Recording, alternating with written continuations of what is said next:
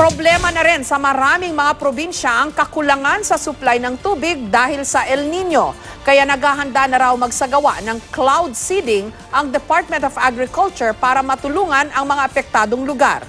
May report si Susan Enriquez. Nasira na ang mga pananim na mais at palay sa Cotabato dahil sa matinding init na dulot ng El Nino. Kaya ang ilang magsasaka, pinagkukuha na ang kanilang mga tanim na pwede pang maisalba. Sa buong lalawigan, mahigit 16,000 magsasaka ang apektado ng tagtuyot ayon sa Provincial Agriculture Office. Pinoproblema rin ng ilang magsasaka sa Coronadal City ang pagkain ng kanilang mga alagang hayop. Dahil din kasi sa sobrang init, pati mga halamang kinakain ng mga hayop, nanunuyot na. Natuyo na rin ang ilang maliit na palaisdaan sa Tagkawayan, Quezon. Gayun din ang ilang irigasyon sa Bacnotan, La Union. Kulang sa kami sa tubig dahil deep well sa amin. Nahihirapan ng tubig talaga dito. Bumababa na rin ang antas ng tubig sa Abra River dahil sa mainit na panahon. Nangangamba tuloy ang ilang residente na maapektuhan ng mga tilapia sa kanilang fish cages. Humihina na rin daw ang supply ng tubig sa mga bahay kaya dumadayo sila sa ilog.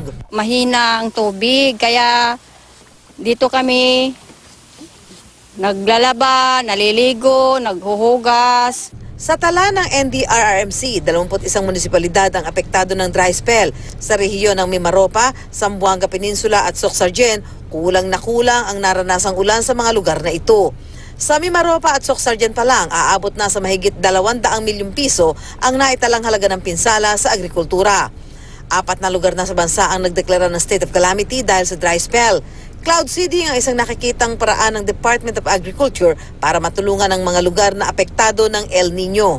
Everybody is now ready to implement cloud seeding. The moment they would determine that there is enough cloud cover to warrant the cloud seeding. Bukod sa cloud seeding, tutulungan rin ng DA ang mga magsasaka sa pamamagitan ng crop insurance. At dahil sa problema sa tubig na nararanasan ngayon dahil sa El Nino, naniniwala si Agriculture Secretary Manny Piñol na dapat muling pag-aralan ang pagbuo ng water impounding at water catchment programs. Tayo lang yung bansa na sagana sa tubig, pero yung ganitong 2 buwan na wala ng ulan, nag-iiyakan na tayo na wala tayong tubig. Susan Enriquez, GMA News.